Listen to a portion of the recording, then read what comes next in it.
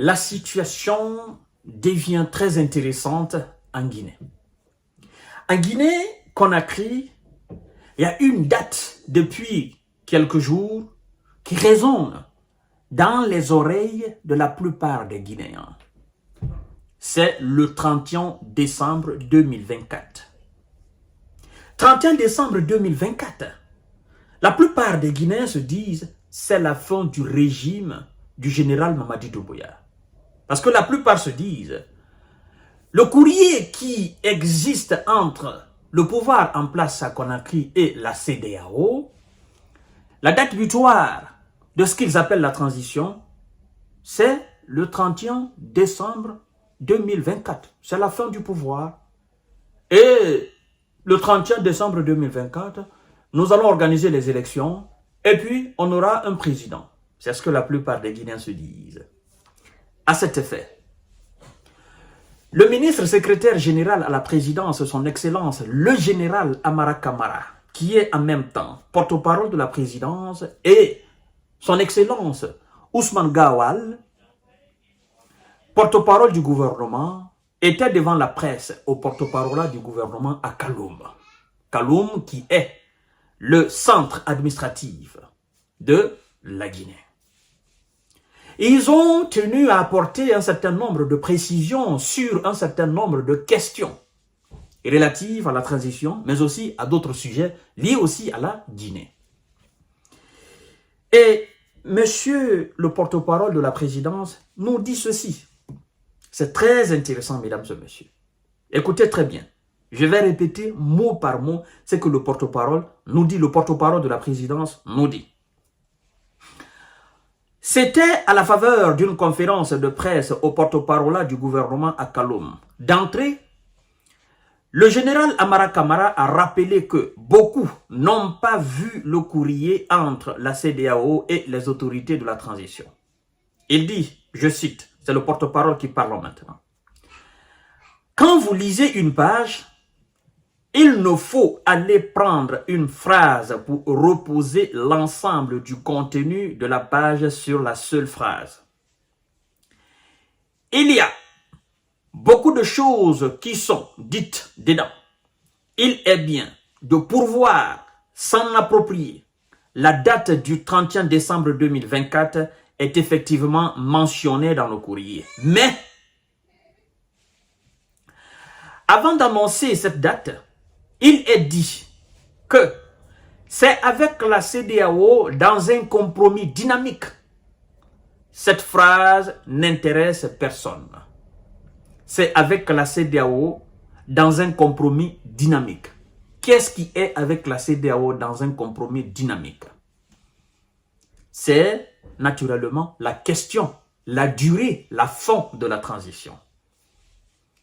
Et le porte-parole de la présidence, secrétaire à la présidence, le général Amara Kamara, nous donne une explication de ce que ça veut dire.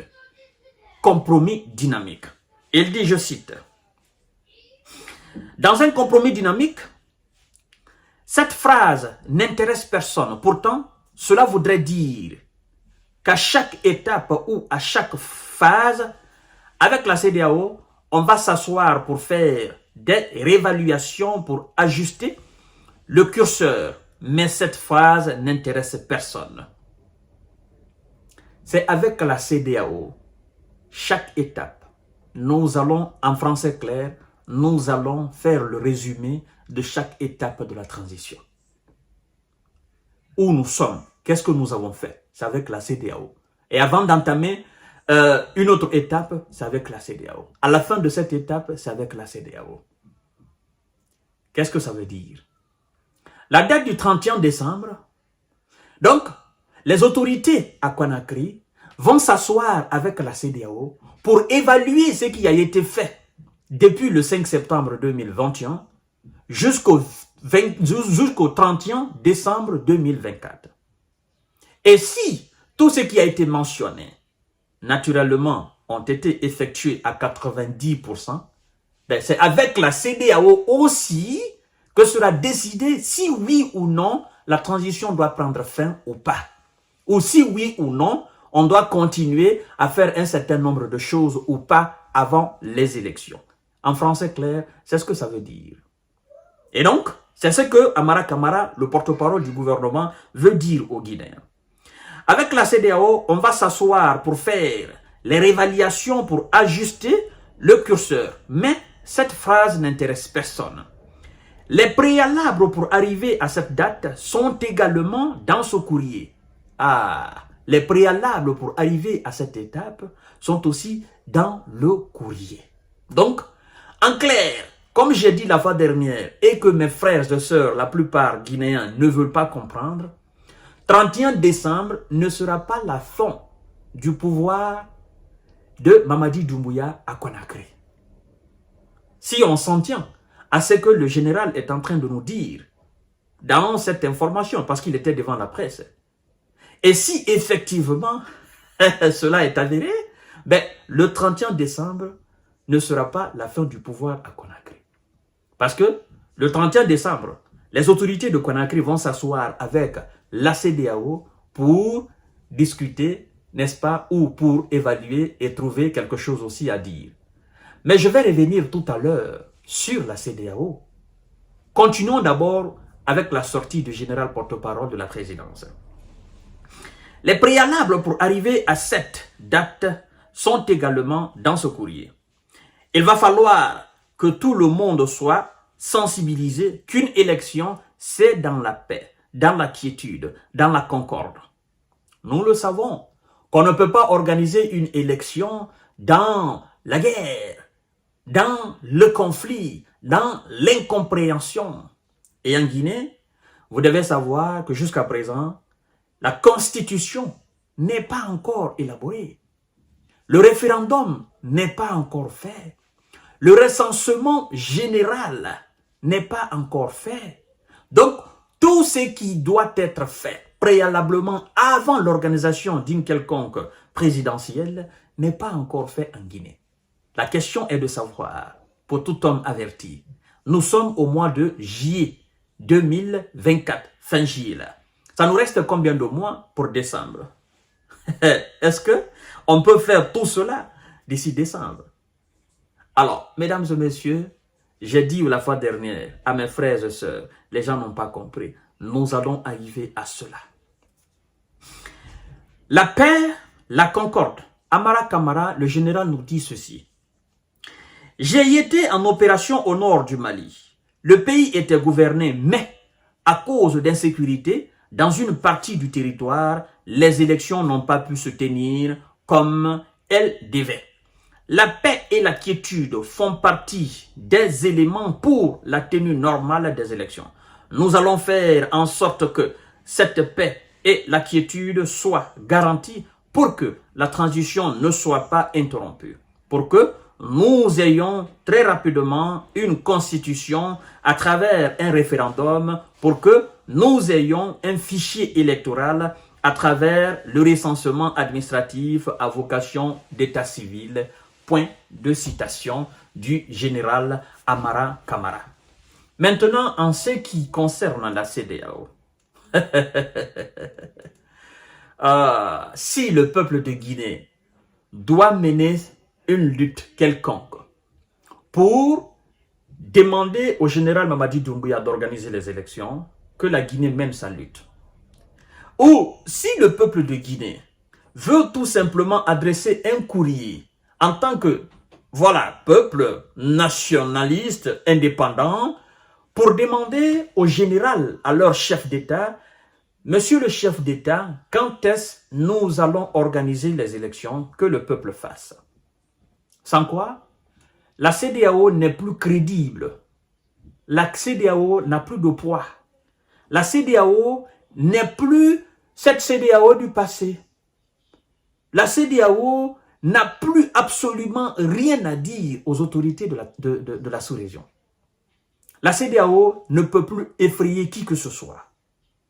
Et la CEDEAO n'a plus aucune pression à mettre sur les autorités guinéennes, au risque de perdre la Guinée, au même titre que le Mali, le Burkina, le Niger. Vous savez, la Mauritanie a été la première à se retirer de cette organisation. La Mauritanie vit tranquillement. Donc, la CEDEAO va trouver encore les voies et moyens pour dire au peuple de Guinée, naturellement, nous avons évalué un certain nombre de trucs avec les autorités en place à Conakry. Les choses ne sont pas encore vraiment prêtes pour une organisation d'élection à Conakry. Je m'en vais vous dire que les institutions internationales, africaines ou ailleurs, ont commis une erreur monumentale vis-à-vis du pouvoir au Tchad.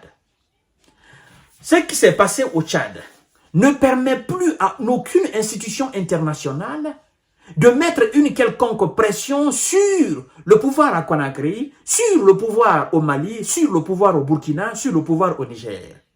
On ne peut plus parler, n'est-ce pas, du retour d'un quelconque civil à la tête de ces États, sachant très bien que Mahamad Itno Déby, fils d'Idriss Déby, était militaire, il reste encore militaire. À son arrivée, il nous a dit qu'il ne va pas se présenter aux élections présidentielles. Puis, on nous a trouvé un certain nombre d'éléments pour dire il est maintenant candidat, il a organisé les élections, il a gagné. Personne n'a branché mot. Même l'organisation à laquelle appartient le Tchad, cette organisation sous-régionale africaine, n'a branché mot. L'Union africaine n'a pas condamné. Tout ce que vous appelez France, Allemagne, États-Unis, personne n'a condamné. Et c'est passé comme une simple lettre dans une boîte à lettres, tranquillement, jusqu'à aujourd'hui, bouche bée. Alors, pensez-vous que tout ce qui, que ce soit l'ONU, personne n'a dit. L'ONU a dit quoi par rapport à la présidence de Itno Déby? Il n'a rien dit. Donc, est-ce que vous pensez que ces organisations internationales sont aujourd'hui crédibles pour mettre une quelconque pression sur le général Mamadi Doumbouya en Guinée pour dire il faut organiser les élections? En plus de ça, vous avez dit que vous ne serez pas président. Mais non! Mamadi est aujourd'hui en bonne posture pour naturellement avouer aux Guinéens que je serai candidat aux élections présidentielles. Mamadi est aujourd'hui en mesure d'organiser les élections et naturellement de participer à cette élection comme candidat. Et certainement gagner cette élection en Guinée. Parce que un bon nombre de Guinéens dit que Mamadi est en train de travailler. Alors, qui va condamner Mamadi? Au niveau international, qui va le condamner? Parce que ça sera considéré et traité comme de 2 poids 2 mesures. Ça s'est passé au Tchad, c'est validé au Tchad. Tchad, c'est comme la Guinée. C'est un pays indépendant souverain. La Guinée est un pays indépendant souverain. Si les institutions internationales n'ont pas eu le courage de condamner ce qui s'est passé au Tchad, pensez-vous qu'elles peuvent condamner ce qui va se passer en Guinée? Non. Non.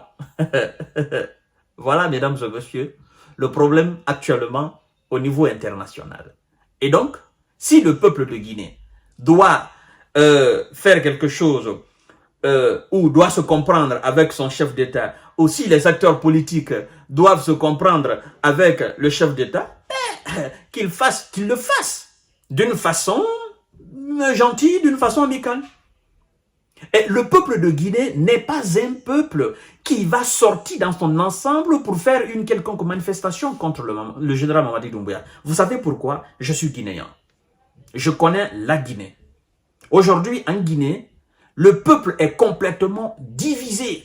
Il y a une bonne partie du peuple qui supporte le général Mamadi Doumbouya, qui trouve que c'est que les acteurs politiques, c'est que Alpha Condé ou les acteurs politiques qui sont des anciens ministres n'ont pas fait en Guinée, c'est ce que Mamadi est en train de faire en Guinée. Donc cette bonne moitié du peuple supporte les actions du général Mamadi Doumbouya du CNRD.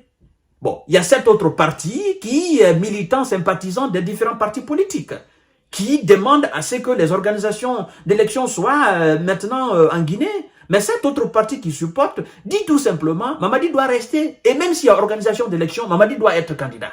Alors, comment pouvez-vous comprendre ou accepter que cet ensemble, cette ossature même du peuple de Guinée sorte contre le général Mamadi Doumbouya? C'est impossible.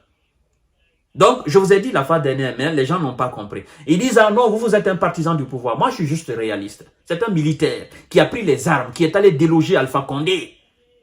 Vous comprenez? Pensez-vous que lui va laisser facilement le pouvoir? Mais non, vous rêvez. Connaissant d'ailleurs les acteurs politiques qui sont là, Mamadi n'est pas fou. Mamadi n'est pas un étranger, il est né en Guinée, grandi en Guinée, il connaît exactement ce que c'est que la Guinée, ce que c'est que les acteurs politiques en Guinée. Voilà un peu, mesdames et messieurs, ce que je tenais à dire. Excusez-moi pour la longueur de la vidéo. À tout à l'heure pour notre série d'informations de décortiquage. Merci beaucoup.